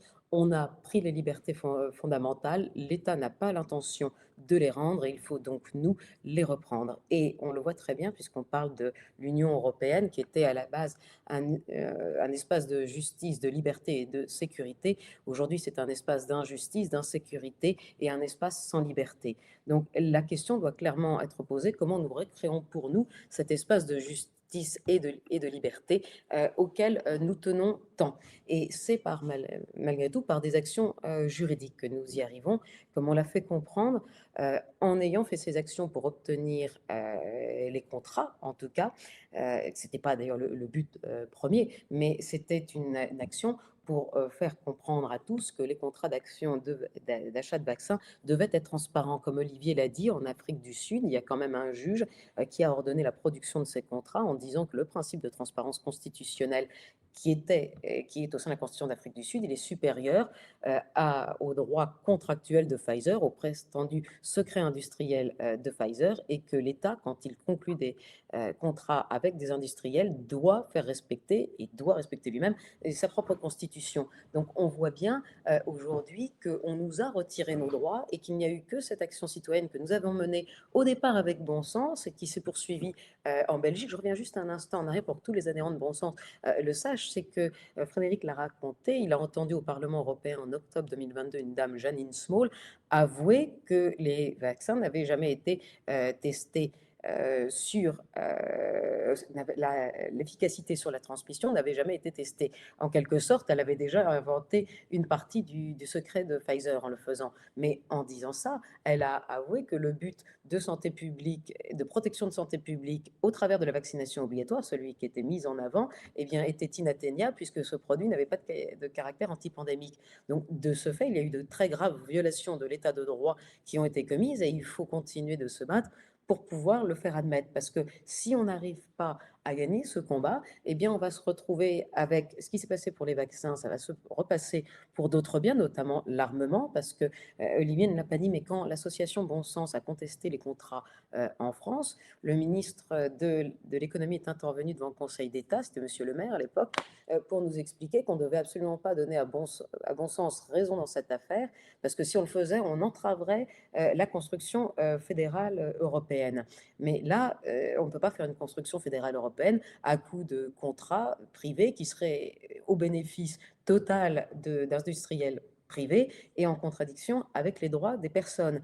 Pourtant, c'est ce qui est en train de se passer, puisqu'on a parlé des armes, mais le ministre de l'économie, devant le Conseil d'État, a soutenu, sans honte d'ailleurs, que les contrats de vaccins non transparents allait être réutilisé, le même mécanisme, et cette fois, il avait donné comme exemple pour acheter des semi-conducteurs. Alors, d'ici qu'on passe d'un semi-conducteur à un drone, le chemin est court. Mais on voit très bien qu'on fait de l'Europe, via cette ERA, une espèce de groupement d'achat centralisé, non transparent, et dont aucun de nous ne peut nous plaindre, puisque, évidemment, les industriels ne sont plus responsables des produits qu'ils livrent. Or, c'est tout à fait scandaleux, puisque vous, et même d'ailleurs moi en tant qu'avocat, si je livre une prestation, elle doit être de qualité. Je dois garantir un minimum de choses, un minimum d'efficacité quand je travaille, un minimum de responsabilité si je me trompe. Donc, il n'est pas normal que ces industriels soient exemptés de ces règles de base des contrats qui font d'ailleurs que les contrats ont un sens. Donc, de ce fait, je vous dis, le fait de reprendre nos libertés passe par le fait de démontrer au travers des actions juridiques que les personnes qui ont conclu ces contrats, mais qui ont d'ailleurs, qui aujourd'hui mettent en place d'autres plans comme le plan REARM, outrepassent leurs prérogatives, n'agissent pas dans le cadre des pouvoirs qu'ils ont, mais surtout n'agissent pas dans le but qu'ils nous donnent de faire de l'Union européenne un espace de sécurité, de liberté et de justice. Nous pensons qu'il est faisable de ramener le bon sens devant les cours de justice et qu'il ne faut pas désarmer. Les procès peuvent être extrêmement longs. On sait que certaines choses ont pris des dizaines d'années. J'espère que ça sera moins long de notre côté, mais nous avons énormément avancé grâce à ce que nous avons fait avec Bon Sens, grâce à ce que nous avons fait avec Frédéric Baldan, mais qui n'a pas été le seul. Il faut quand même rappeler que cette action en Belgique, elle a été formidable dans la mesure où se sont joints à nous d'autres associations comme Verity, comme les Navigants Libres, mais également des députés européens comme M. Robros, des États membres et des partis politiques comme les Patriotes, des think tanks en Italie comme Génération Future. C'est un procès qui a été hors norme et qui finalement a concerné un Européen sur 10 et nous avons réussi à fédérer une base de personnes qui veulent agir et qui veulent continuer. Or, il faut bien voir que si aujourd'hui on a considéré dans l'affaire de M. Maldan que nous n'avions pas d'intérêt à agir en agissant contre Mme von der Leyen, mais à tout prendre, c'est à chaque fois aussi ce qu'on oppose à Bon Sens, qu'ils n'auraient pas d'intérêt à agir quand ils dénoncent la fraude scientifique. Au bout d'un moment, si on nous dit à nous tous qu'on n'a pas d'intérêt à faire quoi que ce soit, alors on n'a pas d'intérêt à être citoyen. Ça, ce n'est pas possible. Le fait d'être citoyen, c'est d'avoir le droit de voter, mais c'est aussi d'avoir le droit de contrôler. C'est prévu dans nos constitutions de chaque État européen, c'est prévu aussi par les traités fondamentaux. À partir du moment où on dit que le pouvoir de contrôle des citoyens qui réside dans les mécanismes de transparence, si on viole ces règles de transparence, eh bien finalement, ça n'occasionne aucun préjudice c'est complètement faux, mais c'est retourner la base et dire aux gens, finalement, vous n'avez pas de droit fondamental. Parce que pourquoi un droit est fondamental? Qu'est-ce qui le caractérise? C'est que si on le viole, il y a automatiquement un préjudice et automatiquement une indemnisation. C'est le principe, c'est parce que le droit est tellement important qu'on ne peut pas tolérer la moindre de ces violations. Mais le droit à la transparence, le droit à un recours effectif était avant toute cette affaire de Covid des droits fondamentaux. Et aujourd'hui, on considère que leur violation n'est pas grave et donc de facto, c'est comme les principes de pollueur-payeur, là, c'est le corrupteur n'est plus le payeur parce que finalement avoir le droit à de la transparence et à une institution et à des institutions publiques qui agissent pour le bien commun, eh bien ce n'est plus un droit fondamental. Si ce n'est plus un droit fondamental, alors il faut effectivement réfléchir comment faisons-nous, quelles actions entamons-nous pour ne pas être entraînés dans des achats intempestifs, que ce soit de vaccins, d'armes, mais aussi d'achats absolument ruineux. Eh bien, il faut les contester, mais il faut être nombreux. Il faut d'ailleurs être assez large comme base, donc en France, mais aussi peut-être aux États-Unis, en Belgique, dans les restes des pays d'Europe. Il faut se fédérer tous ensemble, penser que les actions que nous faisons, même si nous ne les gagnons pas toujours, au moins elles permettent une diffusion de la pensée et justement cette diffusion du bon sens. Et plus nous serons nombreux à récupérer ce bon sens, alors plus nous serons effectivement un monde, j'ose dire, pas pareil, mais un monde qui va prendre une ampleur plus grande encore que celui que nous avions avant. Je pense que tout le monde comprend, mais je pense d'ailleurs à ça parce que j'ai vu que dans le chat des gens, il y a quelqu'un avait écrit, oh, ben, vous inquiétez pas, Macron va nous donner un manuel de survie. Mais moi, je propose qu'on fasse le manuel du bon sens qui sera, lui, le vrai manuel de survie dans un pays, dans un État, ou, je vais dire, ou dans une union qui tend à faire disparaître les droits fondamentaux. Je suis pour le manuel du bon sens pour que nous soyons de plus en plus à en avoir et justement à le faire prédominer. Je ne sais pas si je dois continuer, si je suis arrivée à la conclusion. Et je rajoute peut-être une petite chose que j'aurais voulu dire à titre personnel. Comme il y a des gens qui font des dons, moi j'ai la surprise et d'ailleurs la joie de recevoir des chèques à mon bureau, à mon ordre en tant que don. Alors ça me touche beaucoup, mais je les détruis parce que je suis avocat, je facture mes prestations, c'est pas à moi qu'on donne, il faut donner à bon sens, ou d'ailleurs à qui vous voulez, mais bon là ce soir évidemment à bon sens, mais je suis extrêmement touchée des gens qui m'envoient des chèques, c'est la première fois qu'on me donne de l'argent sans que les gens soient mes clients, mais je n'ai pas le droit en comptabilité, donc ça me fait mal au cœur, quelque part, ça me fait chaud au cœur de les recevoir, mal au cœur de les détruire, mais donc s'il vous plaît, si vous voulez, il vaut mieux envoyer à Sylvano, comme ça sera d'ailleurs une belle transition vers Sylvano aussi, que vers moi, parce que je n'ai pas le droit de toucher des donations. Voilà, donc, je rappelle que Sylvano, il est le trésorier. Donc, en fait, ce n'est pas Sylvano, c'est oui, à bon sens, alors, mais dans sa fonction de trésorier, de manière à ce qu'on ne lui dise pas après qu'il va s'en mettre plein les poches. Alors, et surtout, si c'est l'avocat qui dit ça, c'est que ça ne soit pas mal vu. Excusez-moi, c'est parce que je sais que Sylvano est le trésorier de l'association, c'est donc lui qui gère les chèques et qui les gère très bien. Voilà. Et la Belgique a supprimé les chèques, donc on n'a pas le problème. Oui, alors je suis d'accord, mais en tout cas, il ne faut pas m'en envoyer à moi directement, sauf si j'ai envoyé une facture. Voilà. Alors, je sais qu'il y a toujours eu beaucoup de questions, on va dire, sur qu'est-ce que c'est que la suite des actions de Frédéric.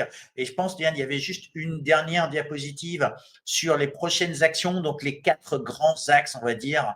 Je pense que ce serait bien que tu puisses le commenter un petit peu de manière à ce qu'on explique les grandes directions qu'on essaye d'obtenir. Enfin, du moins, ce qui est visible aujourd'hui. Et puis, n'hésitez pas tous à injecter vos commentaires.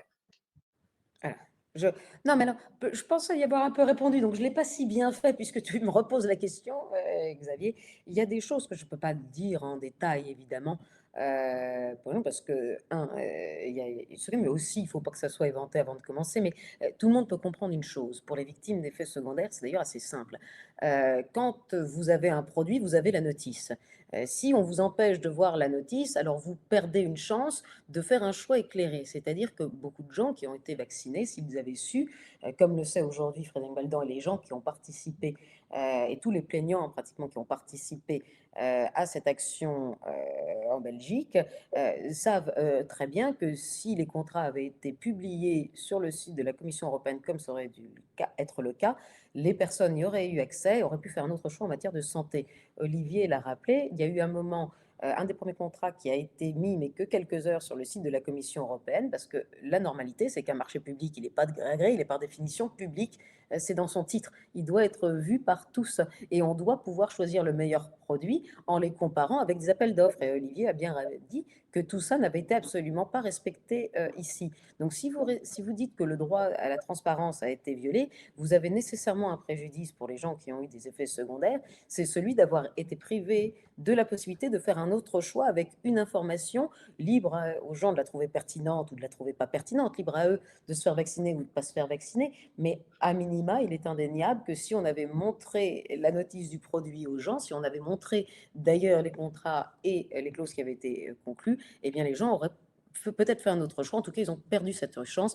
Et une perte de chance, elle est indemnisable par les tribunaux et même parfois d'ailleurs à hauteur de 100%, comme si les choses n'étaient pas arrivées. Donc il y a une évidence pour les victimes qui va leur permettre, à notre sens, de pouvoir obtenir réparation et qui va aussi mettre d'ailleurs les professionnels de santé en face de leurs responsabilités en se disant, mais écoutez, on ne peut pas exclure une causalité entre certaines pathologies et la vaccination dans la mesure où eh bien, tout était possible avec ces produits inconnus.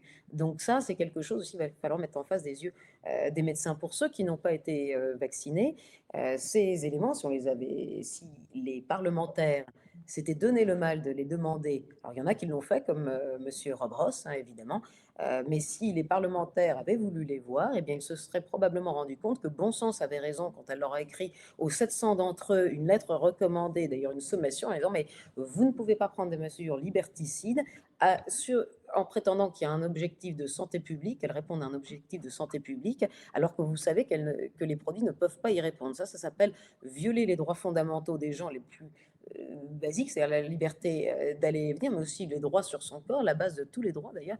Les gens le savent, mais c'est l'habeas corpus, ça remonte quand même à très loin.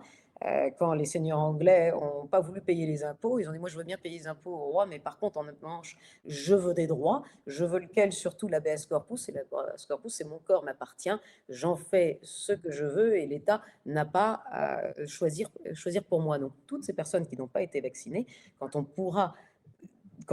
on va aller vers le fait de mettre en œuvre la responsabilité de tous ces politiciens qui ont voté des mesures liberticides en ne daignant même pas regarder les contrats. C'est une faute extrêmement grave, c'est comme donner un blanc-seing à l'industrie pharmaceutique, d'ailleurs donner un blanc-seing à n'importe qui aussi, puisque comment peut-on finalement repenser au fait que les députés ont voté vraiment des mesures atroces les yeux fermés, sans même demander à la puissance publique le moindre justificatif, alors que énormément d'associations le demandaient. Donc ça, c'est un point fondamental. C'est même intéressant parce qu'en fait, par exemple, le pass sanitaire au niveau européen, donc il s'appelle le EU Digital Covid Certificate. Et si vous regardez ce qui a été voté par les députés du Parlement européen à la demande de la Commission européenne, en fait, il est dit que le texte ne peut pas amener à des situations de discrimination. Or, la Commission, quand elle soumet ce texte, elle a connaissance des contrats et donc en fait, elle sait très bien que le texte est discriminatoire depuis le début. Donc, toute une série de gens ont été interdits de restaurants, interdits de vie sociale, interdits de travail, et ça, en fait, on les a privés de moyens de défense juridique en les privant d'accès au contrat. Donc, la transparence, en fait, aurait été nécessaire à assurer leur droit de défense et ils n'ont pas pu se défendre parce qu'ils ignoraient les termes de ces contrats. Eh bien, merci Frédéric. Alors, je sais que, et merci Diane d'avoir mentionné tous ces éléments. Donc, les prochaines actions pour les victimes des effets secondaires, la perte des droits fondamentaux, pour la paix, c'est aussi très important parce que le bon sens, c'est d'assurer que notre environnement dans lequel on vit est un environnement pacifique et n'est pas un environnement dans lequel on s'arme et pour justement dépenser encore de l'argent qu'on n'a pas spécialement. Et le dernier point qui est aussi important, ce sont des actions multi-pays. Alors Sylvano, tu n'as pas parlé. Je sais que tout le monde dans le live là est en train de commenter en disant on attend les lives de Sylvano, on attend encore. Donc, Sylvano, quand tu entends tout ça, qu'est-ce que tu en penses? Et moi, je suis très content, puisque il y a quelques années, bien avant le Covid, quand je faisais des émissions sur la corruption, les manipulations, les vérités cachées, j'étais un petit peu seul. Et là, il y a eu le petit Covid et puis ça a explosé, quoi. Les gens se sont réveillés. Il y a une grande partie des gens qui se sont réveillés, qui voient cette corruption qui est latente partout, dans tous les domaines. Corruption de Big Pharma, mais évidemment, Quand il y a quelqu'un qui donne de l'argent, il faut quelqu'un qui l'accepte. Donc les politiques qui s'en mettent plein les poches, les politiques pauvres, ça n'existe pas. Moi, je sais les magouilles qu'ils font dans beaucoup de pays, que ce soit l'Italie, que ce soit l'Allemagne. Et il y a la corruption des grosses usines d'armement maintenant. Quand on voit Rheinmetall en Allemagne, cette entreprise nazie qui a fait fortune sous Hitler, qui se frotte les mains, tout ça, le mot corruption, c'est le mot-clé. Et donc, c'est en train d'éclater partout. Aux États-Unis, je pense qu'ils ont fait l'erreur en 2020 d'organiser les fraudes à l'élection. Ils auraient dû laisser gagner Trump. Il aurait gagné facilement. Ils auraient dû le laisser. Il avait fait 4 années très difficiles où ils lui ont mis des bâtons dans les roues.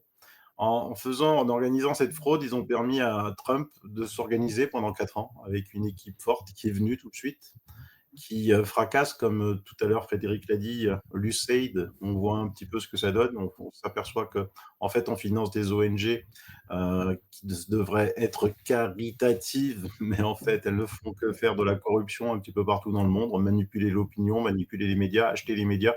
Les médias sont subventionnés. Moi, je ne suis pas d'accord que mes impôts servent à payer des médias subventionnés qui transmettent comme des perroquets ce que disent le gouvernement. On le voit, nous, on a pris un institut de sondage. Quand on fait des sondages avec un institut professionnel, ça donne des résultats totalement différents de ce que donnent les sondeurs des médias traditionnels.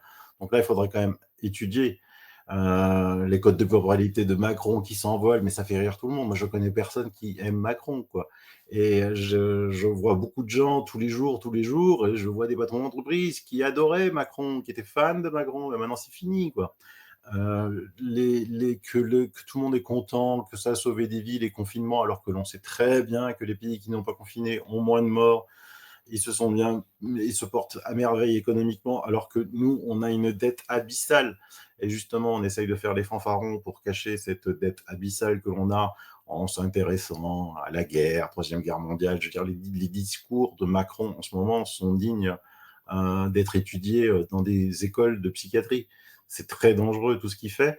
Mais fort heureusement, il y a beaucoup de vent, et on voit que les rois du monde, ils ne sont pas en Europe. Il y a une mouvance qui se crée en Europe des gens qui vont suivre un petit peu ce que font Trump aux États-Unis.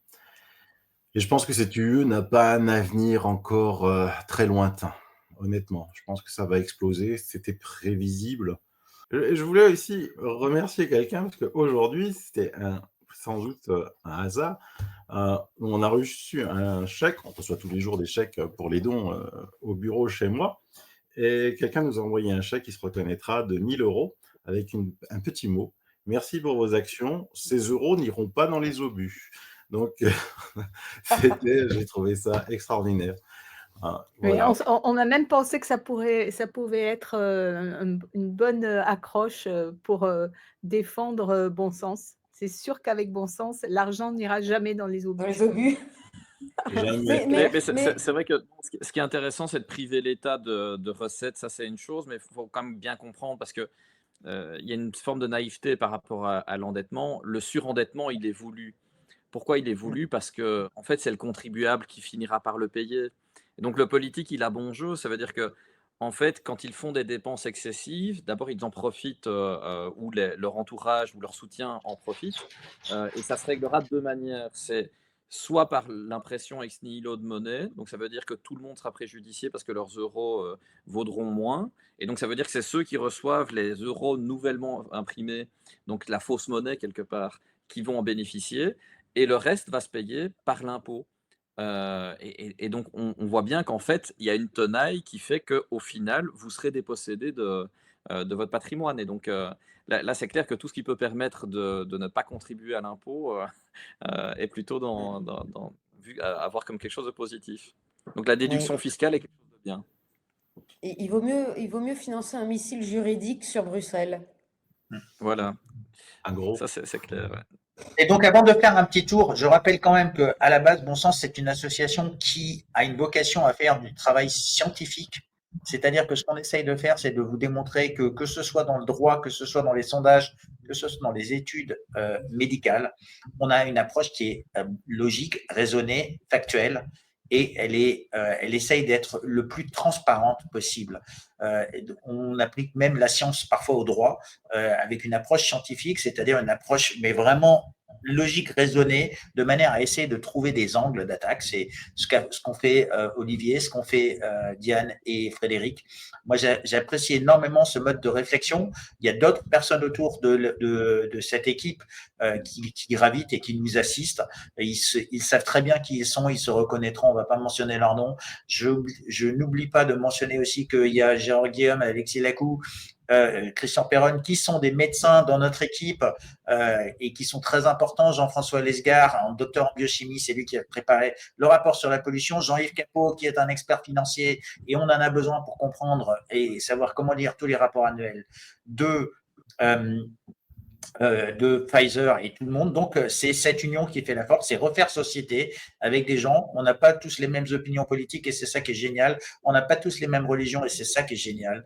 Et justement, c'est ce qu'on a appris, c'est à se réapprendre à se parler les uns les autres. C'est ça le bon sens. Si vous voulez tous faire un dernier mot et en faire un petit tour de table, Olivier, peut-être je vais te laisser conclure. Je vais commencer par toi puisque tu es en haut de l'écran. T'as pas mis le micro, Olivier?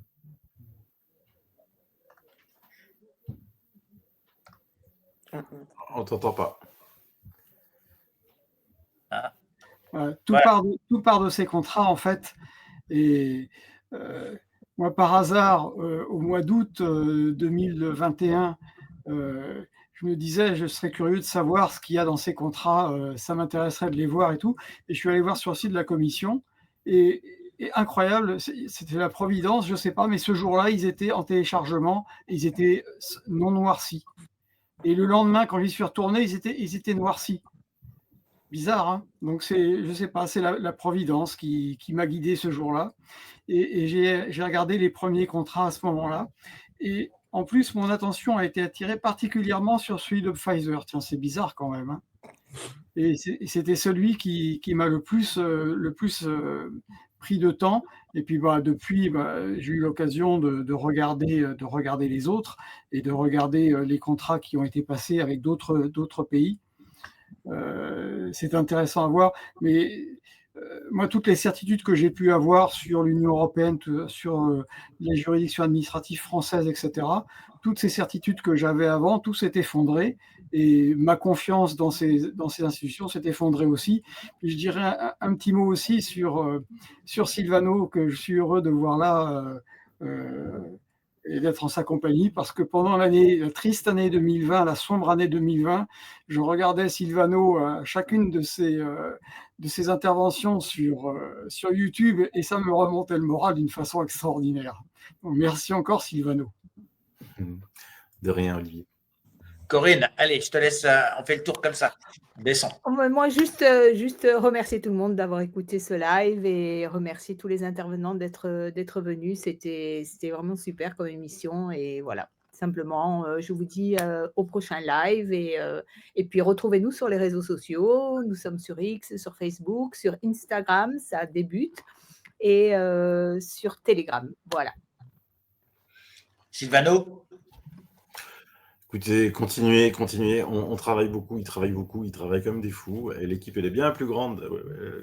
Xavier a oublié plein de monde, mais c'est normal, parce que sinon, on mettrait 1 heure à les citer. Et on travaille beaucoup avec d'énormes associations à l'étranger. Voilà. Et on ne peut pas vous dire tout, parce qu'on sait qu'on est un petit peu surveillé comme le lait sur le feu, mais on n'abandonne pas, on lâche rien. Et on continuera. Et on gagnera à la fin. Diane? Eh bien, écoutez, moi, je dirais comme la devise de la Belgique que j'ai découvert grâce à Frédéric, l'union fait la force, et je pense que cette affaire que j'appelle l'Ursula Gates, grâce à Frédéric, a eu vraiment quelque chose d'extraordinaire, c'est de nous rapprocher tous, de recommencer à faire une société en société, les Belges, les Italiens, les Hollandais, les Français. Je pense que tous ensemble, on doit pouvoir y arriver. Oui, Frédéric, d'ailleurs, La devise de l'Union européenne, normalement, depuis 2001, c'est en gros, unis dans la différence, hein, et c'est finalement ce qu'on a, c'est de si on a un idéal de gens qui doivent agir et de profils qui doivent agir, en fait, on attend à l'infini, on n'aura jamais des personnes parfaites pour agir. En fait, il faut accepter l'imperfection des gens autour de nous et de composer avec eux, avec leur diversité. Et alors, pour juste vous faire un mot, parce que j'ai reçu beaucoup de commentaires sur le livre, euh, alors je comprends bien, les libraires m'informent que les gens parfois retournent le livre en librairie, donc sur l'étalage, pour éviter de voir la tête d'Ursula von der Leyen. J'ai eu pas mal de demandes pour demander si ça me posait un problème que les gens arrachent la couverture. Et donc je vous le dis, voilà, quand vous achetez un livre, vous êtes libre, si vous voulez, d'arracher la photo de la personne qui se trouve sur la couverture. Donc voilà, j'en n'en souffrirai pas. Ben, merci Frédéric pour ce mot. Merci beaucoup d'avoir donné ton diagnostic sur un petit peu bon sens parce que je pense que c'est très important de se rendre compte. Parfois, quand on en est dans le guidon, on ne se rend pas assez compte de ce qu'on fait. En tout cas, quand on regarde 5 ans après, j'ai vu des articles dans les médias dire que les complotistes n'avaient pas changé. Je m'aperçois d'une chose, c'est que non seulement les complotistes ont travaillé, ils ont œuvré dans le bon sens, ils ont essayé justement de démontrer qu'ils étaient tous sauf des complotistes. Je pense que ce qui ne tue pas rend plus fort, c'est ce qui nous a unis, c'est ce qui nous continuera à nous unir. En tout cas, moi, je suis toujours ravi de discuter avec tous ces gens, de continuer.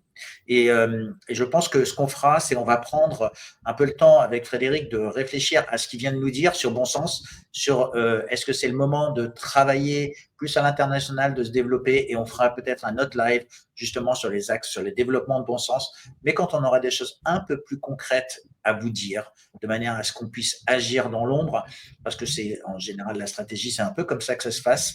On ne va pas dévoiler toutes nos cartes, comme a dit Silvano, et je pense que vous aurez de bonnes surprises assez rapidement à ce sujet. On a le nerf de la guerre, c'est quand même les finances, c'est quand même les fonds, donc on va avoir besoin le plus possible de soutien, de manière à ce qu'on puisse passer à l'étape de dessus. C'est exactement comme quand on est dans une start-up. Eh bien, quand on a atteint son premier million d'euros de chiffre d'affaires, peut-être qu'on a besoin de d'autres financements. Donc, continuez à nous soutenir parce que c'est vraiment grâce à vous qu'on est là. Et si on agit comme ça, c'est parce qu'on sent que derrière, ça pousse. Et moi, quand je rencontre des gens avec bon sens, on voit que ça pousse. Donc, il y aura peut-être des idées comme l'Académie du bon sens. Il y aura peut-être d'autres idées qui vont émerger pour essayer de retrouver les directions de sa vie. En tout cas, moi, je tiens à vous remercier. C'est un devoir pour moi et un honneur de présider Bon Sens. Je tiens à vous remercier de votre soutien et du soutien que vous donnez à tous, que ce soit Diane et toutes les personnes, Frédéric, Olivier, Corinne, Silvano, toutes les personnes que j'ai oubliées, tous. Si jamais il y a quelqu'un d'autre qui veut ajouter quelque chose après moi, il est le bienvenu. Voilà. Bonne soirée à tous, donc, et puis à très vite sur tous nos réseaux sociaux et sur notre site bonsens.org ou bonsens.info, c'est pareil.